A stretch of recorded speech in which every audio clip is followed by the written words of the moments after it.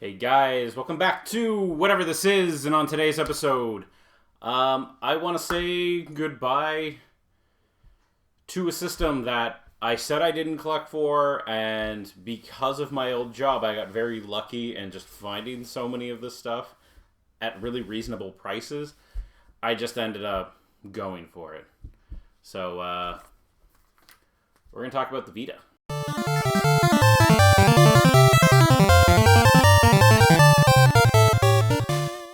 So anyways, guys, here we are with the Vita. This thing is literally at its 11th hour at this point, as Sony's been sneakily putting out an update for this, like literally I think a day before I started recording this, stating that like you can't make new accounts on it. And to be honest, I think they've had that in the works for a while, because trying to set up a new system has been a bit of a nightmare.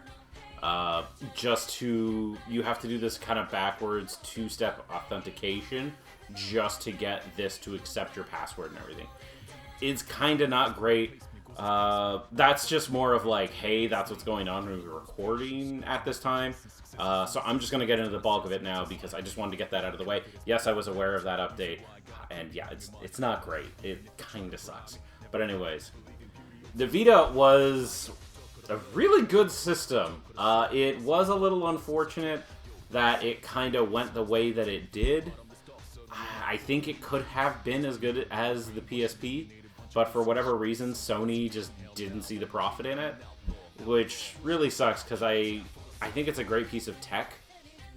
It's just didn't get the support from the company that it needed, which really sucks. But I think, and I said this since day one with it, this system was a little over-designed. I agreed with the touchscreen, that made sense. The dual analog sticks absolutely made perfect sense. To me, this rear touchpad, I know there are cases where it's really neat. This was really unnecessary and obviously just increased costs. I think if it was just a touchscreen and dual analog, maybe the motion, because I don't think that was that much, but like, that rear touchscreen was really pointless. I remember, Tearaway and Uncharted using it, and then it was, like, almost never used again, because most games, like, kind of built around you maybe not necessarily wanting to do that. And that made sense to me. So, great console, great design. I honestly have some grips that I use in the other room. I took them off for the video, but I do use grips for this personally, because I do find this to hurt after a while, but when you got the grips on, it's perfectly fine. And this is the second model. I actually like this one's form factor a little bit more. It's way lighter, which is really, really nice. It doesn't bother me as much. I do like the screen on the original, but it is a ton heavier. It's kind of just one of those, I will always take a slightly lighter handheld over the heavier one. But this is an ISP screen, so I find it to be a lot sharper, but you lose a little bit of color, or you can get more color, but lose a little bit of sharpness. It's kind of take your poison. That's just my TLDR on the consoles, and I always just say I prefer this one. And as a going away on the console, what started the whole video thought anyways was I finally got a game I didn't think I'd get, and I actually got it for like not the worst price on the planet. I ended up it was off eBay too, and I just ended up kind of going back and forth with the guy a little bit. And I just took him on the offer. It was a good offer. I don't want to get into the pricing on it, but like it was not awful. And we were just genuinely talking for about 4 emails, and yeah, he accepted. So I actually got an imported copy of Ratchet and Clank, and I always said if I could get this would make sure that I'm done with the console basically. And there's like 1 or 2 games I'd pick up. Persona 4 Dancing All Night, but that's going a little too high for what I'm comfortable with. And then there was this like 2D fighting game, Phantom Breaker Overdrive or something like that. I'll put a picture here. Limited run game. If I ever come across it, I'll pick it up if it's a decent price, but like I don't really want to spend over $100 for it. So, yeah, if I find them. So I just want to share with you the games I bought for the system, because this console was very relevant when I worked at EB Games. So I just want to talk about those games and like maybe people's reactions to the whole thing. So starting with this was just a game I always wanted, Ratchet and Clank.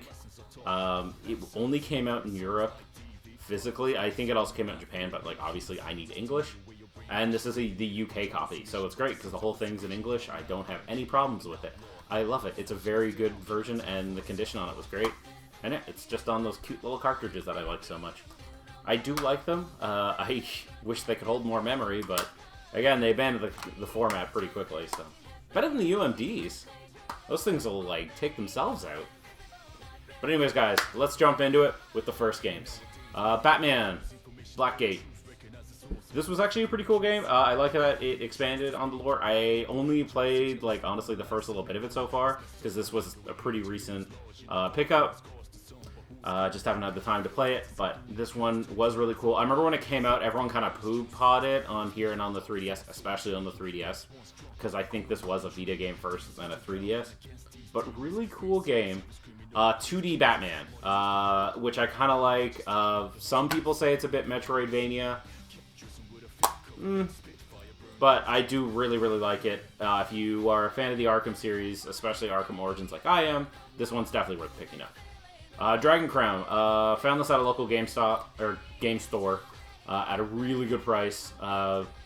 It was just as the Vita was going a little crazy.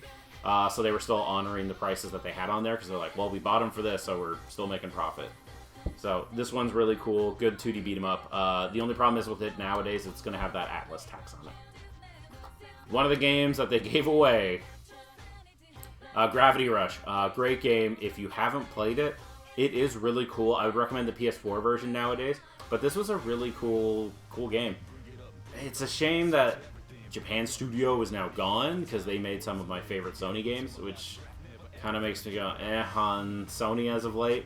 But Japan Studios makes excellent games, and this was a really, really cool one with all the gravity powers and shifting that was going on. It also had cats, and that's always a plus. Metal Gear 2 and 3. 3 is literally one of my favorite Metal Gears. The first one and the third one are my favorites. I will generally play those two every once in a while. Because of everything that's gone on in the world, I kind of want to play 2 a bit more and see how I feel about it. But it was a really, really good game. So I would recommend the Metal Gear collection. Also, now you have to buy it physically because, copyright reasons and, Konami gonna Konami. Muramasa and the Demon Blade, made by Vanillaware. Fantastic company. This game has been translated twice, once for the Wii and then again for this system, and this is the better translation. Would recommend it. If you haven't played them, again, very good. I don't know what the prices are on it anymore. I got lucky, picked this up at a relatively okay price. This one I, again, picked up from a game store. Most of these I picked up from EV Games. Odin Sphere, another one. This one I got really lucky on. It's a great 2D adventure game. Easily recommendation. Easy to get it on the PS4, easier. I like the Vita portability for these types of games.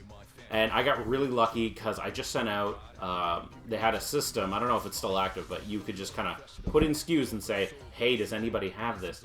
And a random store, not too far from mine, actually ended up having it. So I just asked them to ship it over. Persona 4 Golden. This was literally the only reason to own this system. Because the Vita had Persona 4 Golden, which was the best version of the game, until the Steam version came out, which was fantastic, and I would still recommend it for the Vita. I really hope one day this gets ports onto other consoles. This was also kind of, to me, like, once this came out, nothing big came out for the Vita after this.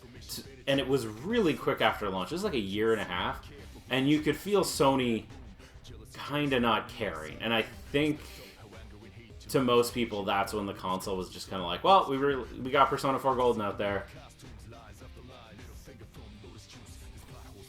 It's just kind of how it felt. It was like, it was a great version of the game. I plowed through it. I think I'm 3 trophies away from platinuming it. And just nothing. That was it. All done. But easy recommendation for the console. I'm just going to put these two together. Sly Cooper and Thieves in Time are easily 2 of my favorite platformers that Sony ever got. I'll never see another one. If I do, I'll actually be genuinely shocked and really happy about it. But I own every version of Sly Cooper, PS2, PS3, and Vita. I like them on the Vita. It's kind of fun to have them. It is easiest to play them on the PS3. And I'm still kind of hoping that they will dump them one day on the PS4, but I kind of doubt it. Rayman Origins. I picked up this version because I can. Also, a lot of levels were put in Legends on the Switch version, as well as the other versions, but specifically I own the Switch. But the original game I still like a whole lot. I kind of prefer it to some degree, but this was a really good port. Especially stay away from the 3DS version because it's just a little too compressed, where this was like kind of perfectly made for the Vita again. There was just a lot of nice ports when the console was like really new, because developers were trying. It's just, it didn't work out for them. But Rayman Origins, great 2D platformer, absolutely stellar. Rabby Ribby, I love this game. I keep getting stuck in it, but I do find it to be a lot of fun. This was one of the 2 limited run games that I wanted a copy of. I love the art style of it. I think it's really cute. It's very kind of like Metroid design, but with like a bullet hell shooter, which is neat because I don't like bullet hell shooters. But I really did like this game, and it kind of made me understand why people would like bullet hells. I'm still not that good at the bullet hell parts when you go up against bosses, because you kind of just need to know the patterns and just kind of wave around a lot. So I get that. I just don't like it. But I do think the game is a ton of fun. It's a nice little indie game. I'm still hoping that it gets a physical version on the Switch, but that's because I think everything should have a physical version on the Switch. But this game's a ton of fun. All right, we're into the last little legs here. I know I had those out of order, but what are you gonna do? So, next game up, a game I've put a lot of hours into, Sonic All-Star Racing Transformed. This was a great portable game. Do not play it on the 3DS. You play this on the Vita, if you want a portable version for it. It's very fun. At the time, because of the updates, it became a different game. Mario Kart 8 launched at around the same time this came out. And at the time, with no DLC, no extra stuff, this game was better to me. Now with the extra content, extra characters, I think Mario Kart 8 is a better game. But I still have a ton more fun with this, but that's also probably because I'm more of a Sega kid growing up. I'm also very confused that Danica Patrick is in it. I don't understand that, but I do like that Wreck-It Ralph is in it, and that's a lot of fun. Another expensive RPG is Tales of Heart R. I got a good chunk of the way through this. I probably got near the end again and then just stopped playing, which is a horrible habit of mine. Back in the day when it first came out, because I remember this coming out on a Call of Duty release date, and I was working. That was like, I think, my first year working for the company. So everyone buys Call of Duty, everyone's asking me what I'm excited for, and I just kept picking, I just had this in my pocket all night and been like, Tales of Heart R, man, why are you here? You clearly picked the wrong game. But yeah, this was a lot of fun. It wasn't the best Tales of, but it was a really, really good one at the same time, because Tales games, like, kind of can be, you know, cookie cutter to a degree, like, but I did enjoy its concept. I thought the character designs in this one were really good. I like the character designs. I just wish the characters were a bit more fleshed out.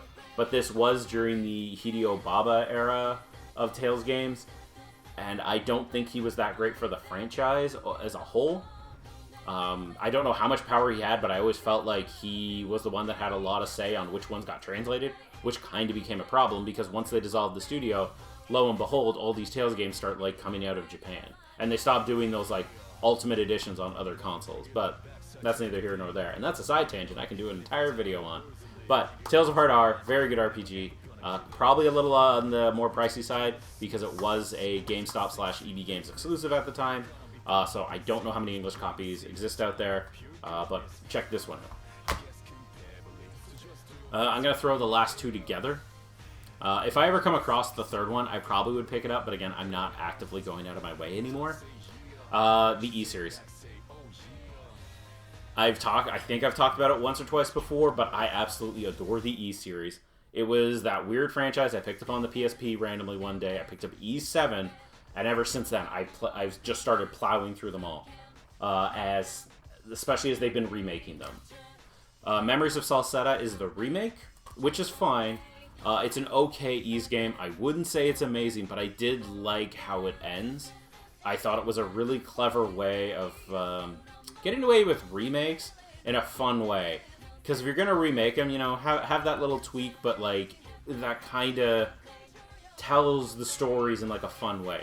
And I've said this to a friend of mine, and he doesn't like it when I say it, but like I always say Ys is sort of like Tintin or Lupin the Third, where like the character kind of stays the same, there's stories around him, but he's just kind of like an evergreen character, so he just keeps going on adventures, and the characters around him are great, which is why he keeps existing. And they're like fun, action-y Zelda games. Like, if you crave that Kingdom Hearts hack and slashy energy, I would even say these are better. They're on more of a budget, but I have a ton more fun building them, playing through them, especially with Ys 8. Ys 8, you have to build up this entire island because you crash landed on it, and as you find them, they have different skills. And it was an excellent game, and I've played through this game multiple times now. I played through it on the PS4, the Switch, and the Vita. If you haven't played them before, I would strongly recommend checking out all the Ys games. And I've said it before in the video, but I feel like the Vita was just a lost opportunity from Sony to really do something neat. I love the format it came on. I love the form factor of the console. I think it had a lot of the problems solved from the PSP, but it couldn't make a dent. I think Monster Hunter has a lot to do with that. As they lost the contract, Nintendo ended up getting it, and I think that really saved the 3DS. But the Vita was a fantastic little system. It's not for everybody. It is something I will always buffer with. It does lean more into the Japanese style of play because that's the market they were doing the best with. As you noticed, I don't have Uncharted. Because I don't think they're that great. This was a great if you were into Japanese RPGs and Japanese game style in general, because during this era, I found everything on console to be Rudy Tooty Broody shooter. And in order for me to get the fun, colorful, cool, weird, out there concepts of games, I survived on handheld. And that's probably why I like the Vita so much. I am glad that I did just decide to go back, get very lucky, and pick up most of these through work. And I think a handful I picked up, obviously, through other routes. As I was working for EB Games, I was still there when we were coming out of the first lockdown in Canada. So, because no one could come into the store, what I ended up doing was just like looking for items, because I was just bored, and just stuff I wanted to pick up, because I knew I would be leaving shortly. So I just started getting all this stuff shipped in, and a lot of this stuff was on clearance. If it was something EB sold, it was on clearance at the time. So I picked up a lot of this very cheap, and then like a little while later, they started to announce that it was going under, so I really started to try and grab what I could out of other stores. And it was amazing what was still kicking. Because no one could really search, like, I got very lucky. And that's just my story on how I got stuff for the Vita. I enjoyed it. It's a fun system. It's not for everyone. But if you are into the Japanese style of games, I would recommend it mostly to those people. But anyways, guys, that's it for this week's episode. I hope you enjoyed my quick just rundown of the Vita. I thought it would just be fun. Just talk about my little Vita collection. Cool system.